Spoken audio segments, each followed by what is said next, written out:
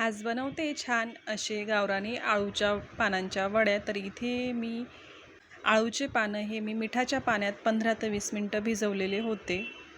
ते पानं मोठे मोठे जरी दिसत असले ना तरी ते गावरानी पानं आहेत, पण त्यांची वाढ जास्त झालेली आहे. इकडे मी 2 वाटी बेसन पीठ, त्यात लिंबू, मीठ आणि अर्धा चमचा पिठी साखर टाकलेली आहे. लिंबू टाकल्याने जिभेला त्रास होत नाही आळूच्या पानांचा. इकडे मी आपले बेसिक मसाले घेतलेले आहेत. जिरं, लाल तिखट, ओवा, धनेपूड, हळद आणि हिंग. हे सर्व आता मी या पिठात मिक्स करून घेते आणि इथे मी 2 चमचे तीळ टाकून घेतलेली आहे आणि गरजेनुसार पाणी टाकून मी ते व्यवस्थित मिक्स करून घेतलं आहे. पिठाची कन्सिस्टन्सी तुम्ही बघू शकता कशी आहे. जास्त घट्टही नाही आणि जास्त पातळही नाही. बेकिंग सोडा देखील मी इथे टाकून घेते. त्यात वरून थोडंसं पाणी टाकून ते व्यवस्थित मिक्स करून घेतलं आहे. इथे मी आता हे आळूचं पान अशा पद्धतीने ठेवून घेते.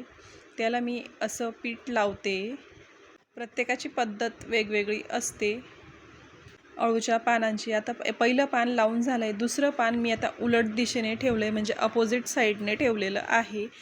परत आता त्यानंतर पुन्हा तिसरं पान मी पुन्हा अपोजिट साईडने ठेवलेलं आहे. मी 3-3 पानं करून अशा पद्धतीने लावत असते. आता ह्या पद्धतीने मी फोल्ड करून घेते रोल, म्हणजे जेणेकरून तो सुटत नाही. घट्टसर असा रोल तयार होतो. अशाच प्रकारे मी सगळी पानं लावून घेतलेली आहेत. तुम्ही इथे बघू शकता माझे 4 रोल तयार झालेले आहेत. आता एका कढईत मी पाणी गरम करून घेते. त्यासाठी मी इथे 1 ग्लास एवढं पाणी टाकून घेतलेलं आहे आणि त्यात मी आता 2 पळी तेल देखील टाकून घेते. बरेच जण वाफेवर शिजवतात, पण मी या पद्धतीने शिजवते. तुम्ही देखील एकदा ट्राय करून बघा. याची टेस्ट जरा वेगळी येते आणि वाफेवरची टेस्ट वेगळी लागते. इकडे आता पाण्याला उकळी आली आणि मी त्या आळूचे जे रोल तयार केले ते मी अशा प्रकारे ठेवून घेतले. वरून आता मी एक ताट झाकून देते. 10 ते 15 मिनटात आपल्या वड्या शिजून होतात. तुम्ही इकडे बघू शकता वड्या ह्या शिजून झालेल्या आहेत. त्या आता मी कट करून घेते थंड करून.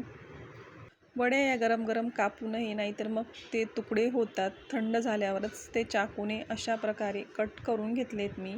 आता तव्यावर तेल टाकून घेते. त्यानंतर ह्या सगळ्या वड्या मी त्या तेलात फ्राय करून घेते. वड्यांचा रंग लालसर होईपर्यंत छान अशा खरपूस परतून घ्यायच्या आहेत. तुम्ही इकडे बघू शकता एक साईड आता परतून होत आलेली आहे. त्या मी या पद्धतीने टर्न करून घेते, म्हणजे दुसरी बाजू देखील व्यवस्थित शिजेल.